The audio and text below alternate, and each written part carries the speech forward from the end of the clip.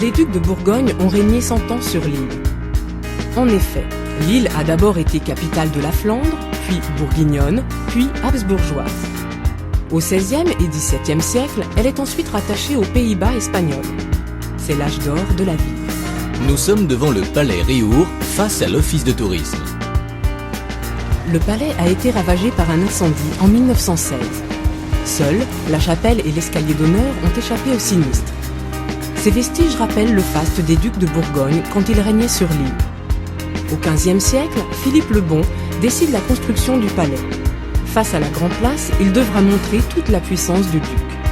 20 ans plus tard, son fils, Charles le Téméraire, achève ce bâtiment de style gothique Un peu à gauche, vous voyez la pyramide de verre? Non, c'est pas l'entrée d'un musée.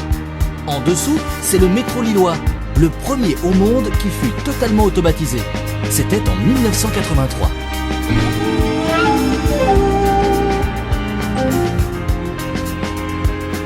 Nous sommes sur la Grand Place, au pied de la colonne et de la déesse. C'est comme ça qu'on appelle cette statue ici. Elle commémore la victoire de la ville contre les Autrichiens qui assiègent l'île en 1782. De la Voie du Nord, en haut. 3 autres femmes dorées nous dominent. Elles représentent les 3 provinces de la région, l'Artois, la Flandre et le Hainaut. La Voix du Nord, c'était un journal clandestin de la résistance. La Voix du Nord, à droite, c'est le théâtre. Ce bâtiment de style classique, appelé la Grande Garde, date de 1717. À l'époque, c'est le logement des soldats du roi. La Grand Place a toujours été le rendez-vous des Lillois, pour se retrouver, faire la fête ou pour la braderie.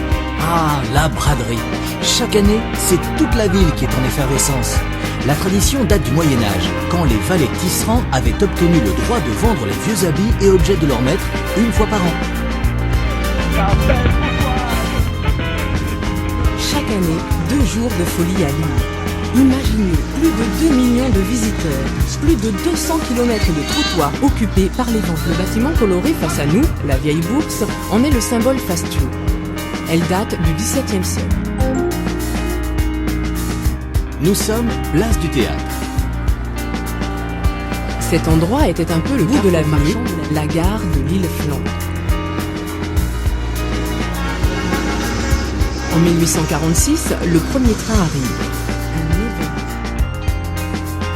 Il mesure 76 mètres de haut. Toutes les heures, son carillon sonne un air bien connu des Lillois. Une berceuse, une canchon dormoir comme on dit. Tout le monde ici la connaît, c'est le petit quinquin. Dors ma petit quinquin, ma petit pouchin, ma gros roja. May it be